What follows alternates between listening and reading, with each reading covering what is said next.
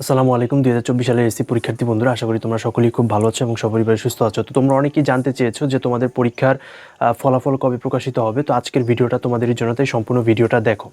তো তোমরা দেখো, তোমাদের পরীক্ষা শুরু হয়েছে, এসএসসি পরীক্ষা 15 তারিখ, ফেব্রুয়ারি 15 তারিখ শুরু হয়েছে এবং মার্চের 12 তারিখ শেষ হয়েছে। এখন তোমাদের প্র্যাকটিক্যাল চলতেছে, যেটা হচ্ছে তোমাদের আগামী 20 তারিখে শেষ হবে, কিন্তু মূল পরীক্ষা হচ্ছে 12 তারিখে শেষ হয়েছে।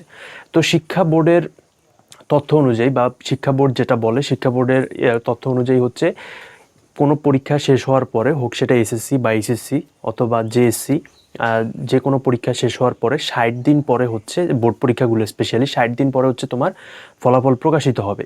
তো সেক্ষেত্রে যেহেতু 15 তারিখ পরীক্ষা শুরু হয়েছে এবং 12 তারিখ শেষ হয়েছে, তো এখন তোমাদের অনেকেরই প্রশ্ন যে আমাদের তো পরীক্ষা, মেন পরীক্ষা 12 তারিখে শেষ হয়েছে, কিন্তু প্র্যাকটিক্যাল পরীক্ষা 20 তারিখে শেষ হবে।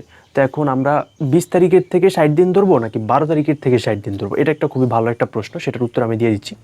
তো তোমাদের মূল পরীক্ষা যেদিন শেষ হয়েছে তারপর থেকে তোমাদের 60 দিন ধরতে হবে, অর্থাৎ 12 তারিখ যেহেতু শেষ হয়েছে, তো তোমাদের 12 তারিখ থেকে 60 দিন ধরতে হবে। তো 12 তারিখ থেকে যদি আমরা 60 দিন হিসাব করি, তাহলে দেখা গেছে যে আমাদের মের 12-13 এইরকম একটা তারিখে, আমাদের 12-13 অথবা 14, এই 3 তারিখের মধ্যে 1 তারিখে হচ্ছে আমাদের রেজাল্টটা প্রকাশ করার সম্ভাবনা রয়েছে। 12 থেকে 15 তারিখ, এক কথায় 12 থেকে 15 তারিখ মে মাসের এই 3-4 দিনের মধ্যে আমাদের রেজাল্ট প্রকাশ করার সম্ভাবনা রয়েছে। তো তারপর অনেকগুলো বিষয় থাকে, কারণ সেটা প্রধানমন্ত্রীর নির্দেশে প্রধানমন্ত্রী তারিখ ঠিক করবে যে কোন তারিখে হচ্ছে রেজাল্টটা প্রকাশিত হবে। প্রধানমন্ত্রী রেজাল্ট প্রকাশ করবে, প্রধানমন্ত্রীতে শিক্ষা মন্ত্রণালয় থেকে প্রধানমন্ত্রীর কাছে 3-4টা তারিখ উপস্থাপন করা হবে, তিনি যেটা সিলেক্ট করবেন ওই তারিখে হচ্ছে রেজাল্টটা প্রকাশ করা হবে। তোমরা ধরে নাও এখন 13, 14, 15 অথবা 16, এই 4 তারিখের মধ্যে যে কোনো 1 তারিখ হচ্ছে তোমাদের রেজাল্টটা প্রকাশিত হবে, এটাই আপাতত ধরে নাও, কারণ শিক্ষা মন্ত্রণালয়ের তথ্য অনুযায়ী এটাই হচ্ছে মেইন তারিখ বা মূল তারিখ।